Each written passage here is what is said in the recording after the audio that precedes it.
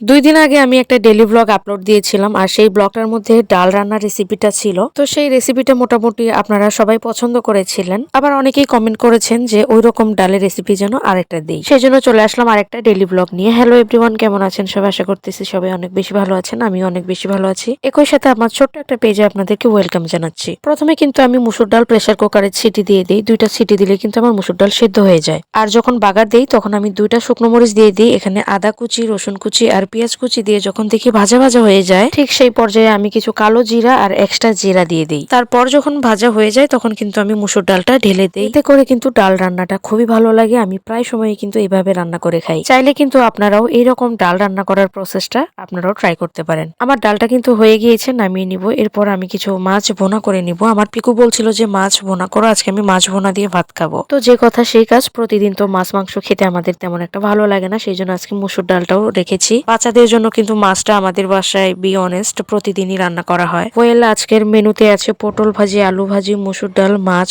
ভুনা আর হচ্ছে চাটনি। কালকে যে আমি আমের আচারটা বানিয়েছিলাম সেই আচারটাই দিয়েই কিন্তু আজকে মুসুর ডাল দিয়ে ভাত খাবো আমাদের বাসায় সবাই মিলে। এরপর হচ্ছে আমি মাছটা ভুনা করার জন্য এখানে পেঁয়াজ কুচি দিয়ে দিয়েছি, 2টো তেজপাতা আর আস্ত কিছু জিরা দিয়ে আমি প্রথমে এগুলোকে ভেজে নিয়ে তারপর আমি কিছু বাটা মশলা দিয়ে দিয়েছি। বাটা মশলার মধ্যে ছিল জিরা বাটা আর আদা বাটা। যেহেতু এটা পাঙ্গাস মাছ ভুনা করছি সেক্ষেত্রে কিন্তু আমি রসুন বাটাটাও দিয়ে দিয়েছি। এখন নেড়ে চেড়ে মশলাটাকে কষিয়ে নেওয়ার পর কিন্তু আমি পরিমাণ মতো জল দিয়ে দিলাম, তারপর মাছটাও দিয়ে দিলাম। 10 মিনিটের মতো কুক হয়ে গেলেই কিন্তু আমি নামিয়ে নিব। তারপর নামিয়ে নেওয়ার আগে আমি 2টো লেবুর পাতা দিয়ে দিয়েছি। লেবুর পাতা দেওয়াতে কিন্তু ফ্লেভারটা খুব ভালো আসে। তো আমি কথা বলতে বলতে কিন্তু আমার মাছ ভুনার তরকারিটাও কিন্তু রেডি হয়ে গিয়েছে, নামিয়ে ফেলেছি। এখন আমি কিছু এঁচড়ের বড়া করব।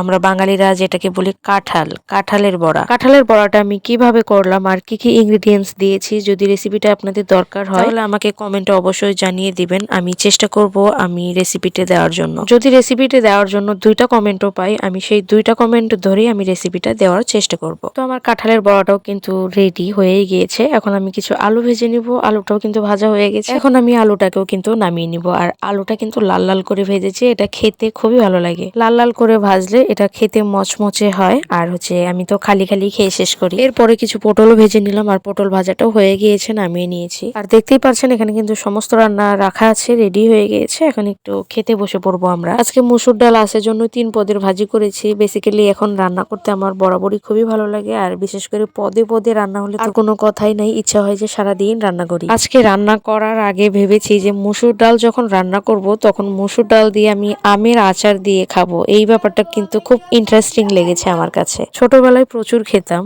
ইদানিং হচ্ছে আমি স্টপ রেখেছিলাম। আবারও কেন জানি না মনে হয় যে মুসুর ডাল হলেই চাটনি মানে লাগবেই। সিরিয়াসলি বলছি গাইস, অনেকদিন পরে খেলাম তো অনেকটাই ভালো লেগেছে। আজকের এই ভিডিওটি আপনাদের কাছে কেমন লাগলো কমেন্টে অবশ্যই জানিয়ে দিবেন, আর একটা করে লাইক তো দিতেই পারেন, তাই না? সবাই ভালো থাকবেন। Thanks for watching.